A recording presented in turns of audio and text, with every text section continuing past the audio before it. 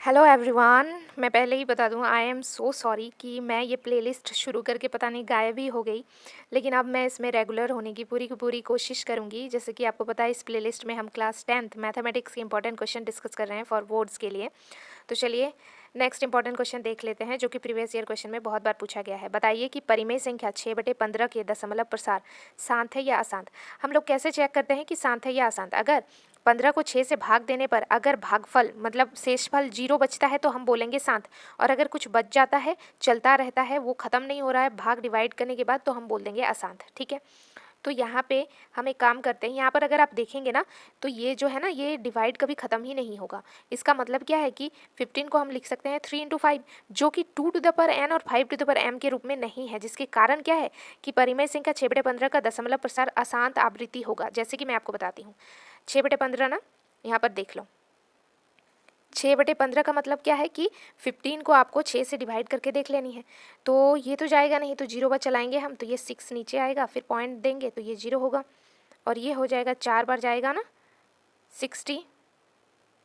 Okay, लेकिन ये देखिए पॉइंट में आया ना 0.4, जिसकी वजह से क्या हो गया, ये हमारा अशांत हो गया। ठीक है, आई होप आपको समझ में आया होगा, क्योंकि ये 2 टू द पावर n और 5 टू द पावर m के रूप में नहीं है, पॉइंट में आ गया है। ठीक है, चलिए आगे देखते हैं। दूसरा अगर हम देखेंगे तो दूसरा क्या है कि किसी बहुपद px के लिए y = px का ग्राफ नीचे आकृति में दिया गया है। तो बहुपद px के शून्यकों की संख्या ज्ञात करनी है। तो देखिए px की शून्यकों की संख्या ज्ञात करनी है ना, हमें px की शून्यकों की संख्या ज्ञात करनी है। तो हम देखेंगे x एक्सिस कौन सा है, ये देखिए। अब हमारा पूरा टारगेट रहेगा कि एक्स एक्सिस को, ये जो ग्राफ है ना, ये कहाँ पर कट कर रहा है। एक तो इस पोजीशन में और एक इस पोजीशन में। अब आप कहेंगे कि मैम यहाँ पे भी तो कट हो रहा है, लेकिन ध्यान से देखो, ये क्या है, वाई एक्सिस है। वाई एक्सिस को हमें देखना ही नहीं है, इग्नोर मारना है, हम तो एक्स एक्सिस को देखेंगे। तो एक बार यहाँ कट हो रहा है, एक बार यहाँ, तो टोटल पी एक्स की शून्यकों की संख्या कितनी हो गई, 2। ठीक है, अभी तक अगर आपने चैनल को सब्सक्राइब नहीं किया है तो सब्सक्राइब कर लो। ठीक है, अच्छा, तीसरा क्वेश्चन थोड़ा सा कट हो गया है। तीसरा क्वेश्चन थोड़ा सा कट हो गया है कि क्या है ये क्वेश्चन, जांच कीजिए कि x-2 का होल स्क्वायर प्लस 1 बराबर 2x - 3 एक द्विघात समीकरण है या नहीं।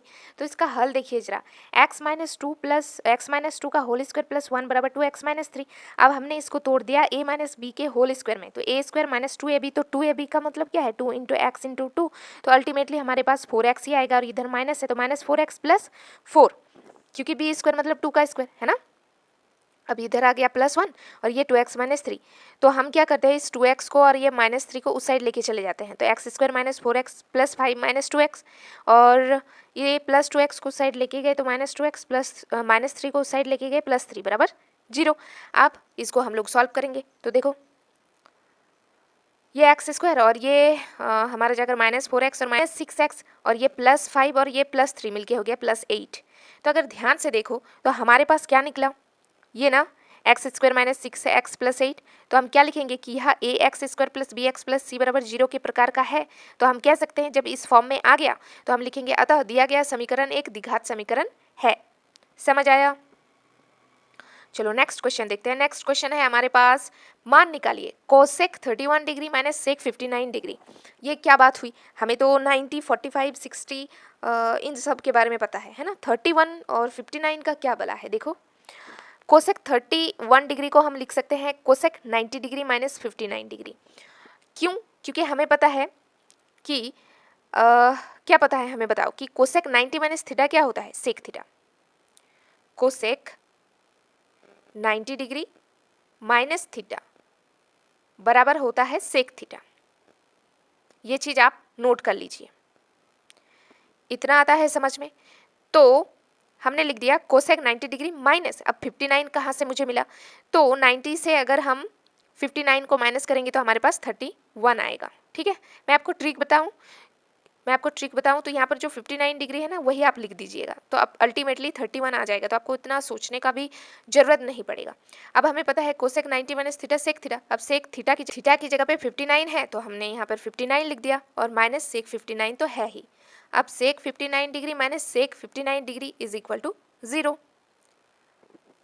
आगे 5th नंबर में क्या दिया है कि समांतर श्रेणी, इसके लिए प्रथम पद और सारवांतर। प्रथम पद तो यही होता है 3/2, फर्स्ट वाला पार्ट, और सार्वंतर डी, और डी कैसे निकलता है, दूसरे पद से हमें पहले पद को माइनस करना पड़ता है। तो पहला पद क्या है बताओ,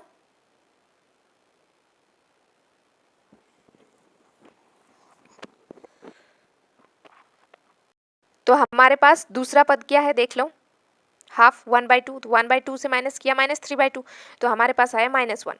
देखो 1/2 -3/2, अब एलसीएम लेंगे तो 2 होगा, 2 से 2 को डिवाइड करेंगे तो 1 - 3, अब 1 - 3 मतलब -2/2, इसको कट करेंगे तो हमारे पास -1 आएगा। तो यही चीज़ तो लिखा है। चलो आगे देखते हैं। आगे है हमारे पास कि व्यास डी वाले वृत्त का परिमाप क्या होगा। देखो वृत्त का परिमाप, ये वृत्त है, और परिमाप मतलब ये पूरे का माप, तो परिमाप बोलो या परिधि बोलो सेम ही होता है, ठीक है। तो ये होता है हमारा 2πr, ठीक है। अब व्यास हमारे पास d है, तो हम क्या लिखेंगे, पाई डी। अब पाई डी कैसे आ गया, देखो ध्यान से, इसमें पाई है, जी हाँ, अब यहाँ पे 2r है, ठीक है। अब तो व्यास d का मतलब क्या है, 2r ही तो होता है, d इज इक्वल टू व्यास इक्वल टू 2 इंटू तिरजा, तो d is equal to 2r, तो हम लिख सकते हैं पाई डी। ओके जी, चलिए, सभी वृत्त होते हैं सर्वांग समय या समरूप, समरूप होते हैं सभी वृत्त, ठीक है। एक वृत्त की कितनी स्पर्श रेखाएं हो सकती है, अपरिमित रूप से अनेक। नेक्स्ट, एक पट प्राप्त करने की प्रायिकता ज्ञात कीजिए जब एक सिक्के को सिर्फ एक बार उछाला गया हो। अब आपको पता है कि एक सिक्के में हेड और टेल होते हैं, है ना, यानी चित और पट। तो हेड का मतलब क्या होता है पट, और टेल का मतलब चित। तो हमसे क्या पूछा है कि पट आने की प्रायिकता, तो एक बार जब आप उछालेंगे तो प्रायिकता बराबर क्या होता है, कुल संभव परिमाणों की संख्या और ई के अनुकूल परिणामों की संख्या, मतलब किसी घटना का अनुकूल परिणामों की संख्या बटे कुल परिणामों की संख्या। तो कुल परिणाम कितने आ सकते हैं, चित और पट यानी 2, और अनुकूल यानी किसका पूछा है हमें, पट, तो पट तो एक ही होता है, तो 1/2, तो इसका आंसर देख लो 1/2। चलो और क्वेश्चन नहीं है, सिर्फ 10th नंबर है। ये 1 मार्क्स में पूछा जाता है कि संचयी बारंबारता वक्र को डैश भी कहते हैं, भर लो डैश को तोरण, ठीक है। चलो मिलते हैं नेक्स्ट इंपॉर्टेंट क्वेश्चन के साथ।